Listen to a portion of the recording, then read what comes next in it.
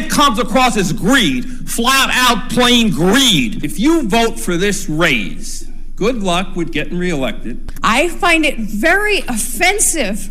Are you out of your minds? And despite resounding negative comments from the public, Palm Coast City Council moved forward with voting in favor of a massive pay raise for themselves. The raise of more than 150% that was approved Tuesday is half of what was initially proposed. New Councilman John Finelli made the winning recommendation. What I've proposed is an average of appropriate compensation for the council and the mayor based on like cities across the state of Florida. This is not a money grab. This is not out of the ordinary for what the position pays. Now council members will receive a salary of more than $24,000 a year, while the mayor's salary has been bumped to $30,000 a year. They'll also be eligible for city benefits. The raise takes effect in November. Finelli is only serving until November and won't run for re-election. He voted yes. In my life, I've always tried to do what is right, not what is easy. So I could very easily sit up here and just say no, because there's no impact on me. But I don't believe it's right for our other councilmen or the mayor not to be appropriately compensated for the job that they're doing. Councilman Nick Kloufis also voted yes because he says this will improve the quality of future candidates and promote more diversity on the council. If we don't allow at least some individuals to be from the working class and have families and children on this board, then we are going to have all very similar opinions, and that's not something that will promote overall success of city council decisions. Vice Mayor Eddie Branchino, who's not running for re-election in November, cast the sole no vote. It's a wrong timing, and it breaks my heart to have to say no to my colleagues over here. Because once again, I have nothing against anybody here. It's just that we think a little differently, and I have to respect that. I don't have to agree with it. This local news is a service of Flagler County's Toyota dealer, Beaver Toyota US 1 St. Augustine, here to wow you.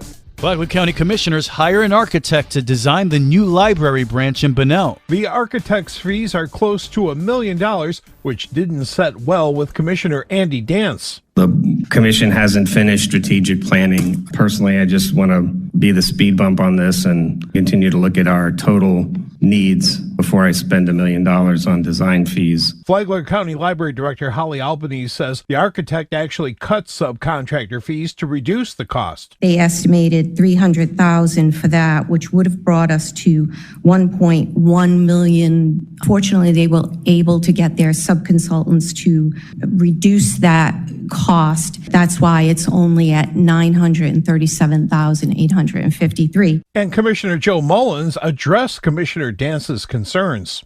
I know the strategic plan's important, but I certainly don't want to see us postpone business and delay things. We've put things off long enough. We want to be proactive and not reactive to things. The goal is to hold a ribbon cutting at the new Commerce Parkway Library in the summer or fall of 2024. For Flagler's Morning News, I'm Rich Petchke. A local veteran is doing some rewarding work in the community that's having a positive economic impact. David Leiden is an Air Force reservist and retired New York State Police investigator and the current Flagler County Veterans Services officer, managing a $440 million yearly budget. He gives clarity to how his job brings economic relief to veterans in our community. We've helped veterans make hundreds of thousands of dollars, and sometimes they just don't know about it. And so when we meet them, we convince them, no, these benefits are for you.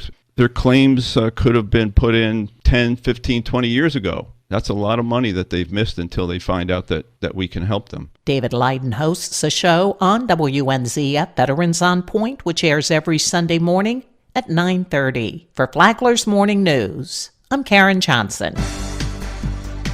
Dozens of new money-making T-hangers are coming to the Flagler Executive Airport. Airport Director Roy Seeger appeared before the Flagler County Commission and asked to delay construction on a new terminal by a year in favor of moving forward with a hangar project. Seeger says the hangar project, at a cost of $6.5 million, wouldn't cost the taxpayers any money, with the Department of Transportation picking up 90% of the costs and the airport getting a loan to cover $650,000 in remaining costs. Projected costs, though, have doubled over the last year, and that has Commissioner Dave Sullivan a bit concerned. I just wanted to make a case that, for instance, on this one, that we do a good follow-up. We don't want to spend any more money out of our reserves or out of our budget than we have to, so some of these still involve getting some additional grant money and we want to make sure that happens. Seeger says rent from the 42 new hangars will bring in more than $200,000 in additional revenue for the airport. From the WNZF Newsroom, I'm Amy Cherry. AMP directs students' passion to a better life. Carl Jones is the current president of the African American Mentoring Program, or AMP. He said that the parents have to get involved for their students to be successful. This program cannot be successful if the parents are not involved. I mean, if you tell your child that he must go to class, and once he go through those doors, those hollow doors of education, they will get that passion. Jones said his own son went through AMP and is now studying medicine at Florida State University. Common Ground is on the radio on Sunday mornings at 10, and it's on the Flagler radio app anytime you want to listen. Tomorrow, the mentees. From the WNZF Newsroom, I'm Deb Albertson. And now you're up to date on Flagler's Morning News. I'm Rich Carroll.